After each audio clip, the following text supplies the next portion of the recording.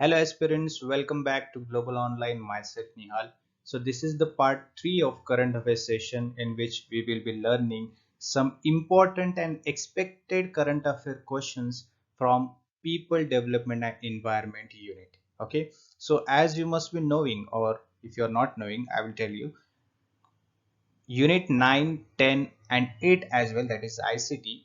These are the short units from which the current affair questions are being framed, right? In the examination as well, these units are very hotspot unit for the current affair questions. Okay, so I have come up with the questions which are very trending in the news that will be definitely it will beneficial for you for boosting your score in the examination, right? So one thing you need to do, try to attempt all the questions, watch this video to the end and share as maximum as you can. Before starting the session, very important thing I would like to announce here. We are conducting paper 1 quick revision series in which your all syllabus will be revised before going the examination. It is very important to revise all the syllabus क्योंकि ये बहुत ही help करता है आपके पढ़े हुए चीजों को रिवाइज करने में, याद रखने में। एग्जामिनेशन में ज्यादा नर्वसनेस होने की वजह से कुछ चीजें हम भूलते हैं, बट रिवीजन अगर अच्छा है तो वो चीजें हम भूलते नहीं है। That will boost your confidence definitely, and confidence is the key, because confidence रहेगा तो आप 2-3 क्वेश्चन ऑब्वियसली राइट करके आओगे। Confidence is important, right? So revise your all the syllabus with this paper 1 quick revision series, जो कि सिर्फ 799 में है और 80 प्लस मार्क्स आपके पेपर में मिलने का टारगेट इसमें रखा हुआ है। हिंदी एंड इंग्लिश दोनों लैंग्वेज में रहेगा। It will provide you updated MCQs, 5000 plus updated questions, short notes जो कि आप एग्जामिनेशन में जाने से पहले पढ़ सकते हैं, and all the most repeated PYQs. Okay, just give a message, a WhatsApp message or WhatsApp call on this given number. Okay, do not forget, start your revision from today. It will boost your preparation. So this is the first question on your screen. You can see the question is asking which of the following is the key feature of COP28 summit held in December 2023. Okay, which was started in November, but it was extended till the December 2023. Okay, option A, focus on phasing out coal entirely, establishment of loss and damage fund, adoption of Kigali Agreement, and introduction of new protocol for ozone depletion. Okay, so A, B, C, D options are there on your screen. You need to answer it in the comment box. Okay, do answer in a comment box whatever it is, A, B, C, D, your opinion. Okay, if the answer is wrong, if the answer is right, it doesn't matter. Here we are here to learn. Okay, so give your answer, and at the end of this session you have to calculate your score, right? Like a examination pattern, every right answer has 2 marks, correct? So if you have given the right answers, 10 right answers if you have given, just do it into 2, that means you have 20 marks, right? Like this. Clear? So at the end of this session you can share your score. So right answer of this question is option B, that is establishment of loss and damage fund. Okay, see here the explanation. The COP28 summit highlighted the groundbreaking decision to establish the loss and damage fund. This is something unique, no? To support developing countries impacted by climate change, and due to climate change, if there is a the bad impact, the negative impact, if any developing country has faced this kind of situation. Okay, so the COP28 summit has declared that there should be a establishment of loss and damage fund that will help, that will support the developing countries, okay, to cover up their losses which was just done because of climate change, right? This fund addresses the climate disasters, economic and non-economic impacts. Clear? So B answer is correct. Moving to the next question now. Which country recently hosted COP28 climate change conference, okay, in 2023? United Kingdom, United Arab Emirates, India, or Germany? Give your answer in a comment box.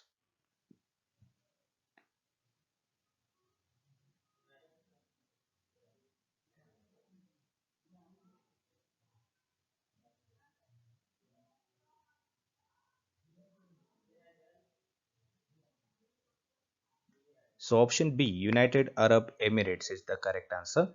Okay. COP28 was hosted by UAE. UAE means United Arab Emirates in Dubai. Okay.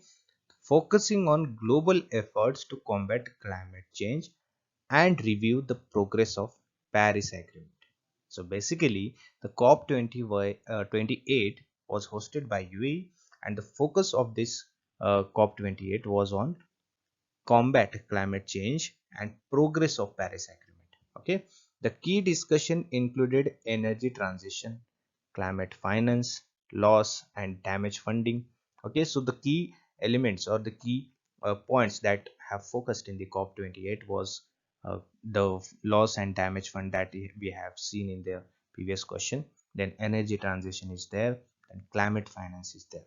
Okay, so just remember COP28 was uh, hosted by UAE. Okay, question, the lifestyle for environment, that is life. Okay, remember this name, it's very important. This is campaign. Okay, introduced by India, was endorsed at which international summit? G20 Summit 2023, COP27 Climate Summit, BRICS Summit 2023, World Economic Forum.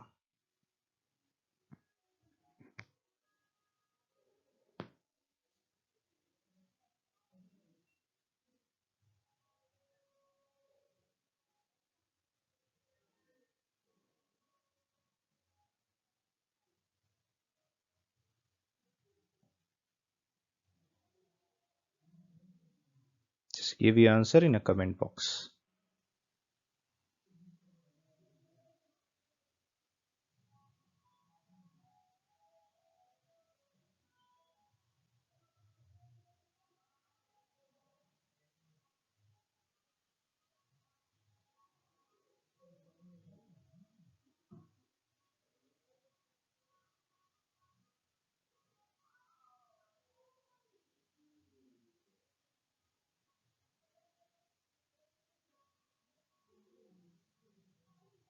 Okay, so right answer of this question is option A, that is G20 Summit 2023. Okay, see the life, that means lifestyle for environment. Okay, campaign emphasizes adopting sustainable lifestyles to reduce environmental impact. Okay, at the G20 Summit 2023, India advocated for collective action on climate change, aligning individual efforts with the global sustainability goals. Okay, next question.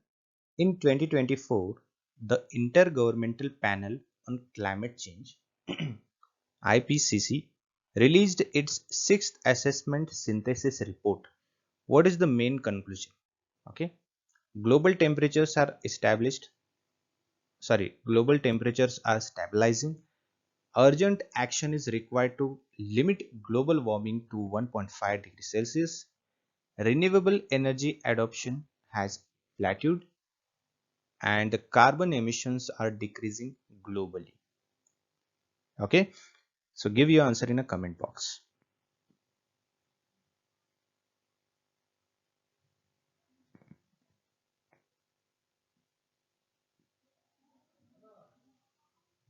Right answer is option B. Urgent action is required to limit the global warming to 1.5 degrees Celsius. Okay. See, the IPCC reports highlights the accelerating impact of climate change and stress that the need for immediate large-scale emission reductions to avoid surpassing 1.5 degrees Celsius threshold. Right. It serves as a critical guide for policymakers globally, right? So this is very a big initiative, and that is immediate initiative that is necessary for reducing the emissions, reducing the components or the responsible factors for the uh, climate change, right? This is the biggest initiative. Now moving to the next question, before moving to the next question, there is a very important news for your upcoming NT UGC NET examination, and that is for your boosting preparation. Next question. Which Indian state became the first to launch Green Hydrogen Policy GHP? Okay, 2023. Maharashtra, Tamil Nadu, Kerala, or Gujarat? Whatever the questions we are taking here, just try to remember those, okay, and make notes of it, okay.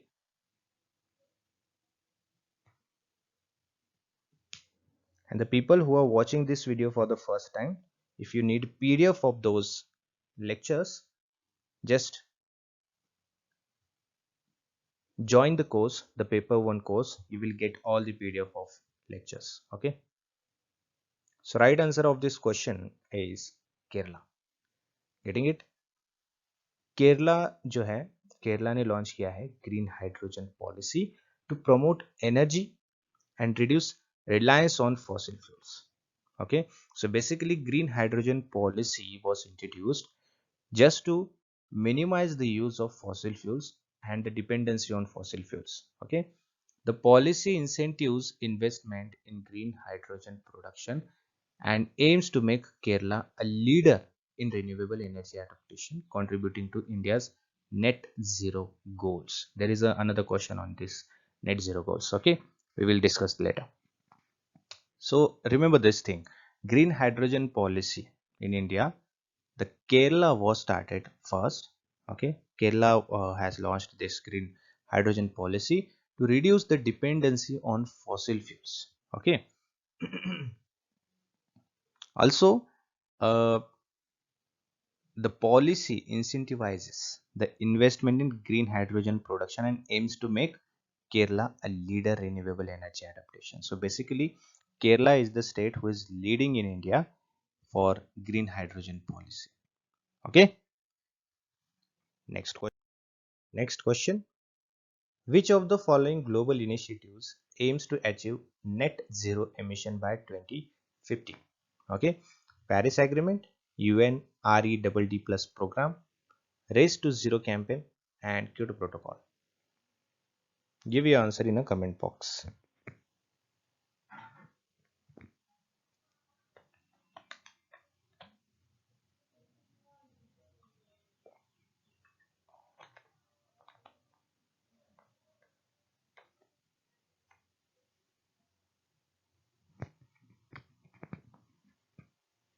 So right answer is option C, Race to Zero campaign.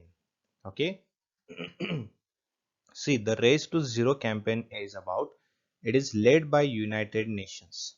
Okay, Sanyukta Rashtra, involves a coalition of cities, regions, businesses, and investors working towards the net zero emission by 2050.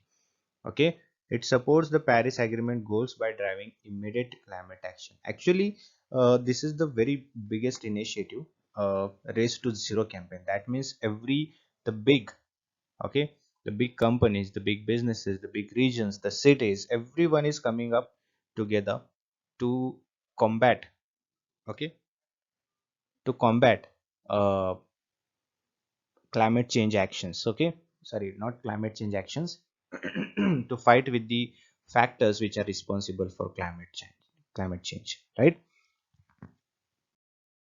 Next question. India launched the National Action Plan for Climate Resilient Agriculture, that is called NAP-CRA, to address which environmental concerns? Desertification, flooding in coastal areas, climate change impact on agriculture, and biodiversity loss.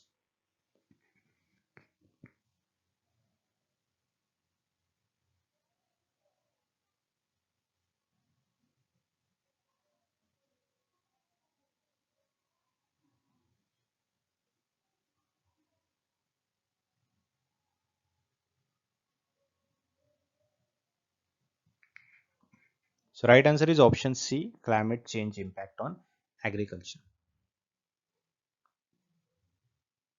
NAPCRA focuses on sustainable agricultural practices and resilience against climate change Okay, induces challenges like erratic rainfall and drought. It encourages the adoption of climate smart techniques to ensure food security. So basically, this is the next steps to the advanced technology that can be used in the agricultural production or agricultural activities. Okay, this will help in we can say challenge or we can say facing the challenges like erratic rainfall and droughts. Okay, next, what is the global methane pledge which India joined in 2023? A commitment to phase out methane emission by 2040, an agreement to reduce methane emission by 30% from 2020 levels by 2030, a policy to limit methane use in industrial processes, or a treaty for banning methane extraction.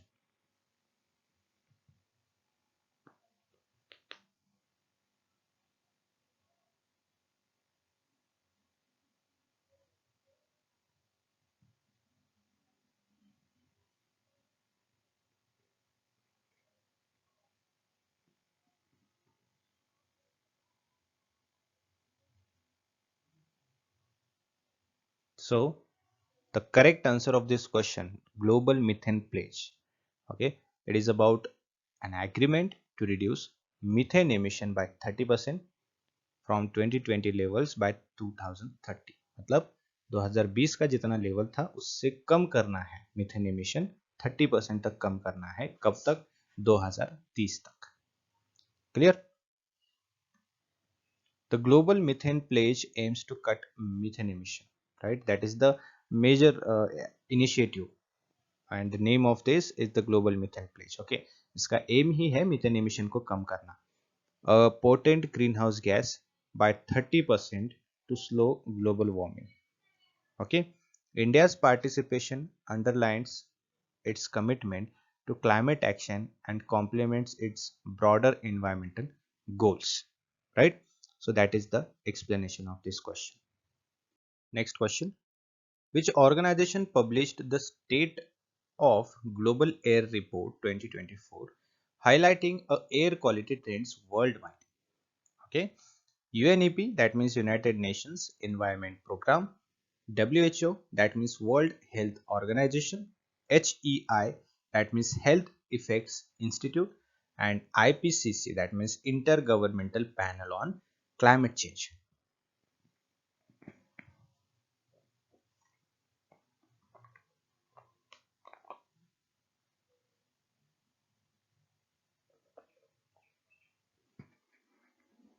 Don't forget to share your score at the end of the session. Okay.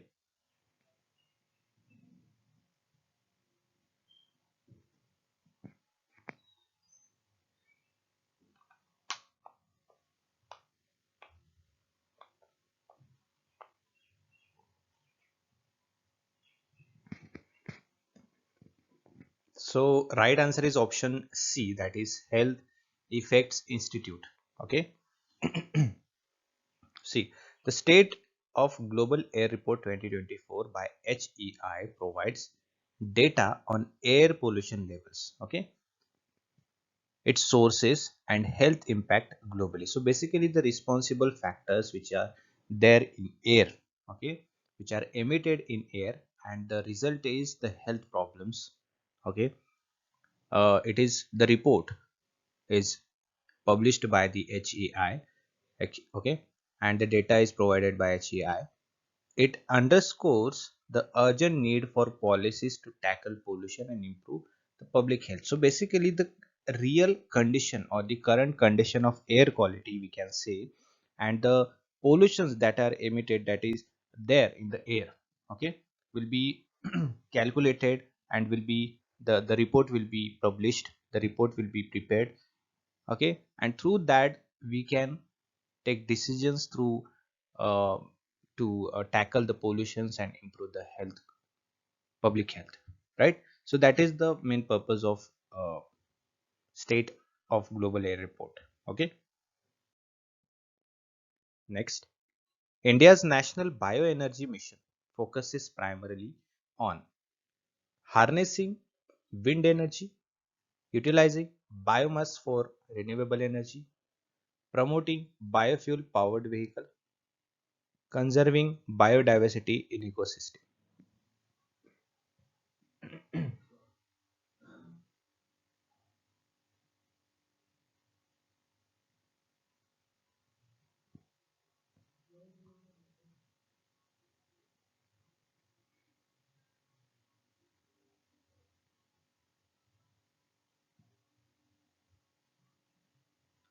People who are started the preparation from now,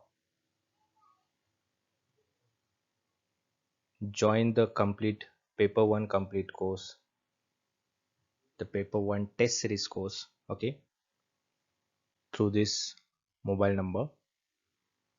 You can also join paper 2 course as well by contacting on these numbers, okay. So right answer is option B, utilizing biomass for renewable energy. National Bioenergy Mission, okay. It aims to promote bioenergy generation from biomass and organic waste. So basically, the organic waste, okay, which can be the responsibly the factor for emitting the harmful gases, harmful emissions, right? That can be used for generating bioenergy. It supports India's renewable energy goals, creating sustainable energy solutions while reducing environmental pollution. So basically, the responsible factors who are responsible for environmental degradation, uh, environment in a negative way, that can be used in a positive way. Getting it? So that is the National Bioenergy Mission. 2024 Global Risk Report, published by World Economic Forum, identifies which risk as the most critical for next decade: climate action failure, cybersecurity threats, global economic instability, and energy supply storage.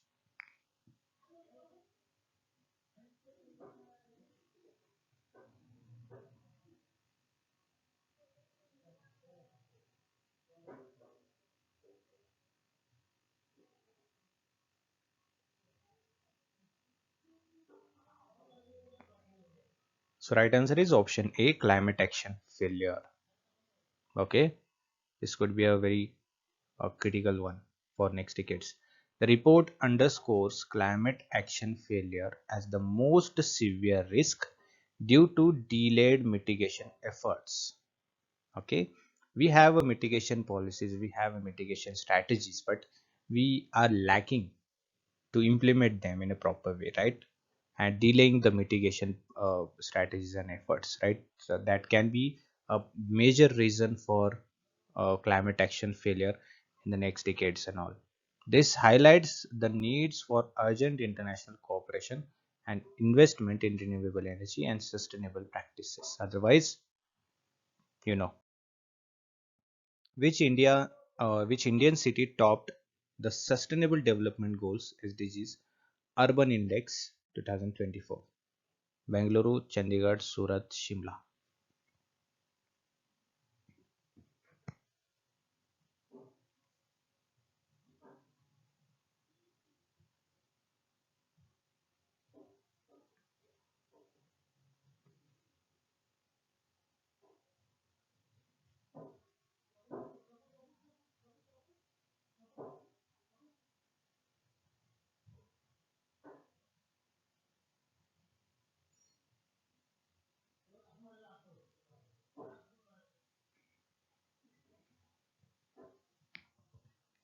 Okay, so the right answer is option D, Shimla. Okay, Shimla ranked the first in SDG Urban Index for its sustainable practices, clean energy initiatives, effective waste management system. The index evaluates cities based on their progress towards achieving the 17 SDGs. Okay, in that scenario, the Shimla has topped.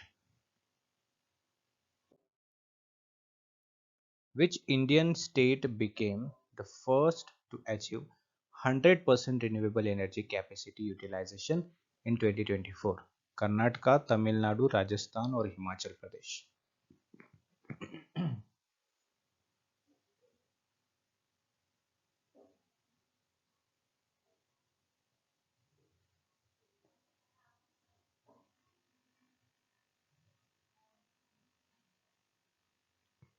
Which Indian state became the first to achieve 100% renewable energy capacity utilization in 2024?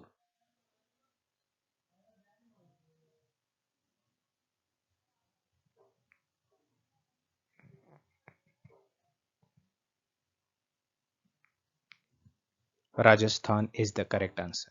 Okay. See, Rajasthan achieved 100% renewable energy capacity utilization by leveraging its solar and wind energy potential. The state has abundant solar radiation and strong wind, making it hub for renewable energy project. The move aligns with India's target of 500 gigawatt of renewable energy capacity by 2030 as committed at COP26. Okay, so basically, uh, the solar capacity, the highest installed solar capacity in India is in Rajasthan, which is 19.9 gigawatt. Okay, as per the latest report from March 31, 2024. Okay, and the renewable energy potential in India at about 20.3% of their which is about Rajasthan. Okay, so remember that. Next question: what is the objective of Kunming Montreal Global Biodiversity Framework adopted at COP15 in 2022, protecting 30% of global biodiversity by 2030, phasing out all fossil fuels by 2035, then introducing a global carbon tax, and then creating a universal treaty for ocean conservation?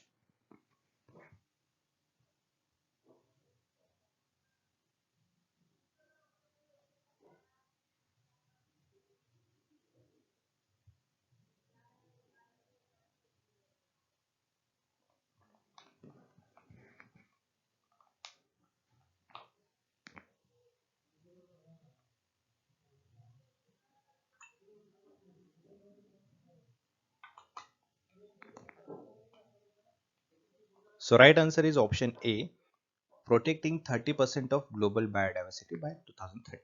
Okay.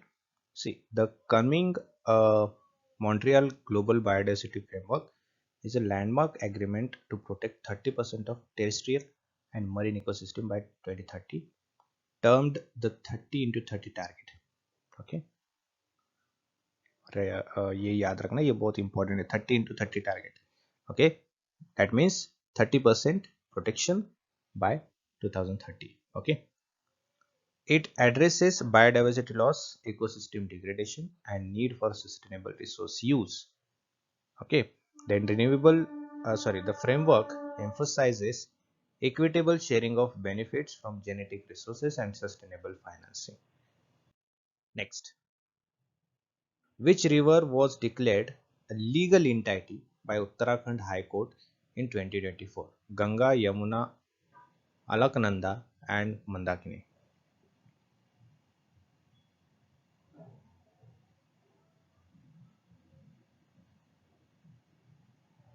Remember, you need to answer in a comment box. Okay, and this is the last question. Okay, after answering this question, you need to share your score in a comment box.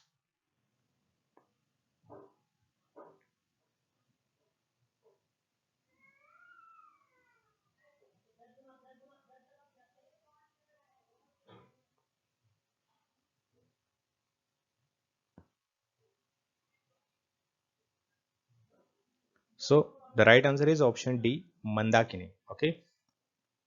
The Mandakini River was declared a legal entity, okay, to protect its ecological integrity and ensure its rights are preserved. This decision mandates that river can be treated as living entity with rights to its flow, protection and restoration. Then similar declarations for Ganga and Yamuna set precedent for environmental governance in India. Okay, so basically the Mandakini river has declared as a legal entity, and in the list the Ganga and Yamuna is also going to be a legal entity. Okay, so this is all about today's session. I hope बहुत सारी चीज़ें आपको सीखने मिली है. Okay, so I suggest all of you इसे ज़रूर आप revise करना एग्ज़ाम जाने से पहले, क्योंकि ये बहुत ही ज़्यादा आपको हेल्प करने वाला है आपकी एग्जामिनेशन में. एंड आई एम श्योर कि इसमें से 1 2 3 या इससे ज़्यादा भी क्वेश्चंस में भी पूछे जा सकते हैं डायरेक्टली और indirectly. Okay, so remember this, explanation, questions and everything is important. Clear? चलो, bye bye everyone, have a great night. See you in the next session.